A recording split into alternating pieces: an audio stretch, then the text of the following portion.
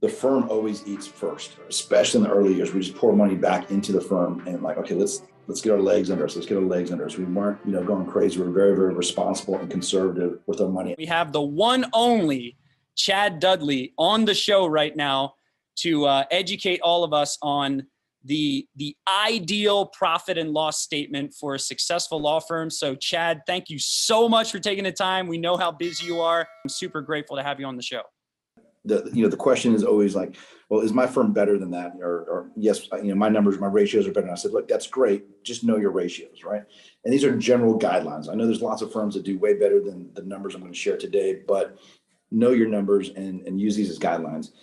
What does a firm look like? I like a firm just from a macro standpoint that's growing year over year. I think when you're under $10 million in gross revenue, you can grow at a pretty quick pace over 20% year over year, 30%. You see some massive growth, especially under the 5 million gross revenue. You can see some really big growth. Once you get the 10 to $20 million, it gets a little bit tougher to get those 20%, 25% year over year growth in terms of revenue, profitability, and signups and intakes. But I'd like to see some growth in those firms. And then from 20 to 40 million, again, you're fighting for those percentage increases each year. And then 40 plus, it gets tougher and tougher. But the point being is I like firms that are growing in terms of revenue, profitability, and new business. Now, also a nice healthy indicator of a firm is, do they carry any operational debt? I prefer that they don't have any operational debt. I'm okay with case cost debt. If you have a line of credit to pay for your case costs, whether it's hiring experts. In some jurisdictions, you can pay for some medical treatment. Those are good costs. They add value to the case, and I'm okay with those. Don't like carrying lines of credit for marketing or operational expenses. I know sometimes in the early years you have to do that to get off the ground. That's fine. But as far as the long-term health of a firm, I prefer not to. I also get with firms and go, what is their sort of non-discretionary expenses? And what is that number? Meaning, if you had to, what could you turn off tomorrow? Now, you don't want to turn off advertising, but if you got into a bind, you could. And there's other things that you can kind of rein back in. But get an estimate of what your non-discretionary expenses are, and then find a vehicle, whether it's cash, whether it's a line of credit, whether it's some other investment vehicle that gives you access to whatever lets you sleep at night. Is it 1 month of non-discretionary expenses? Is it 2 months, 3 months?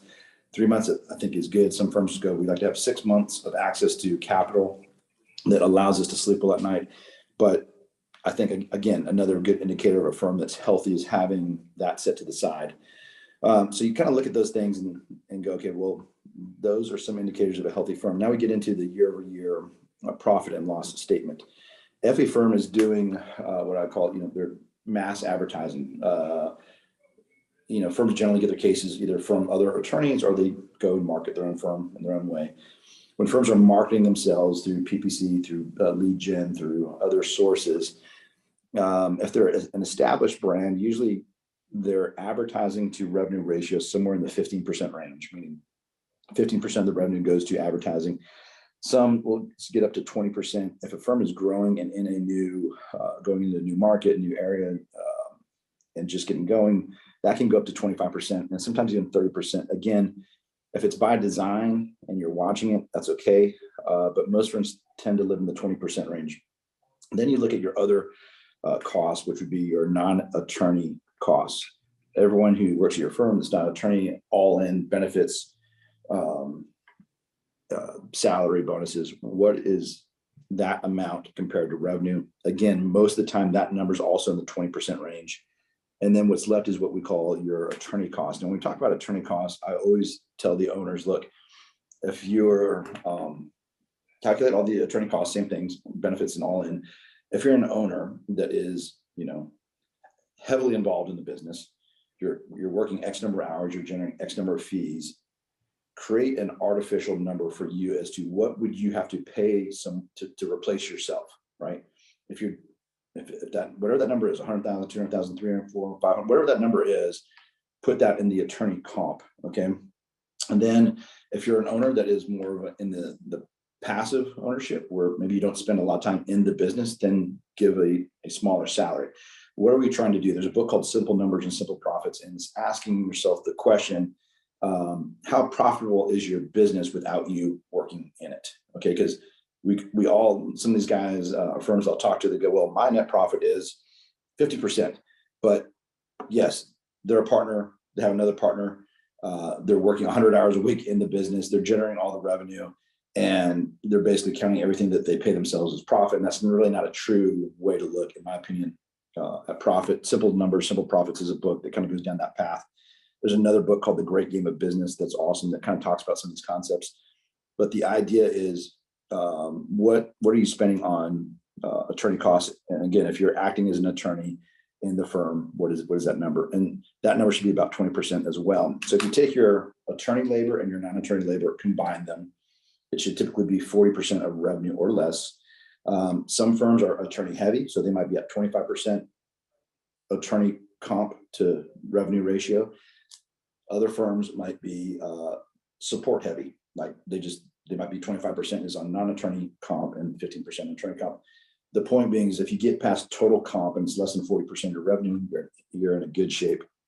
If a firm is spending more than 40% of the revenue, and again, we're including the owners if they're working in the business. If you're spending more than 40% on labor, the first question I ask is going, okay, what is your revenue per fee producing attorney at the firm? What do I mean by that? At the firm, you may have attorneys that work in intake, that do legal research, et cetera, et cetera. They're not expected to produce fees. Then you have the attorneys that are expected to produce fees. Of the attorneys that are expected to produce fees, what's your average fee production per attorney? Because your ratios could be off simply because your attorneys are not producing what attorneys should produce in a plaintiff personal injury firm. If they're less than $800,000 on average, then I would say, okay, that's low. Once you get 800 to $1 million per fee producing attorney, that's healthier. Once you get north of $1 million, that's more in the ballpark of what you see again at healthy firms. If your average revenue per attorney is below 800,000, that's more of that's a revenue issue, right? You got to fix out, how do we get more revenue out of the attorneys that are working in the firm? If it's a healthy number, say it's $1 million or more, it's not necessarily a revenue issue. They're producing what most attorneys produce on average. You're gonna have some attorneys that might produce 2 million, you might have some that produce 800,000, but the average comes out to $1 million plus. If you're healthy there, then you're looking at, okay, is my comp system off? What's going on with my labor ratio if it's out of whack and my attorneys are producing what they should produce?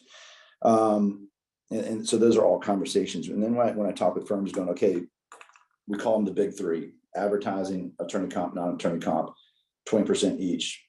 Can you get past the big three, spending less than 60% of your revenue? If you can do that, you have a good chance at a healthy profit. Everything else that doesn't fall into those categories, advertising, attorney comp, non-attorney comp, should be about maybe 12.5 to 15% of your total revenue. That's everything else. That's rent. That's everything that doesn't fall in those categories. And so that leaves a firm with a 25 to sometimes a 30% net profit, or 27.5% net profit. Now, are there personal injury firms that generate more than that? Yes, there are. But that's a good general rule as to what healthy firms look like for the most part. Now, when a firm is off in one of those numbers, like sometimes what we see is they're extremely efficient on advertising, right? And their labor ratio is high. So their labor ratio, instead of being 40%, might be 50%, but because they're so efficient at marketing, it's only 10% of the revenue they get out of the big three with 60%. And so the firm is healthy overall from a profitability standpoint, but I would still work with them to say, okay, what's going on here with this labor ratio? Let's get that back in line. That's great that your efficient advertising is covering up your inefficient labor. And we'll break that stuff apart. When they're the big three, they're efficient on that level, right? And they're still not profitable. That means that they're getting eaten alive by the other costs. And that can be, and we'll dig in and go, okay, let's look at everything that doesn't fall into advertising or labor. What is the firm spending money on? And they're getting eaten alive by death by 1,000 cuts. Let's go find out what's inefficient there, and we'll cure that. But that is the quickest, broadest overview of how I look at P&Ls, how I look at the financials for law firms when I work with them.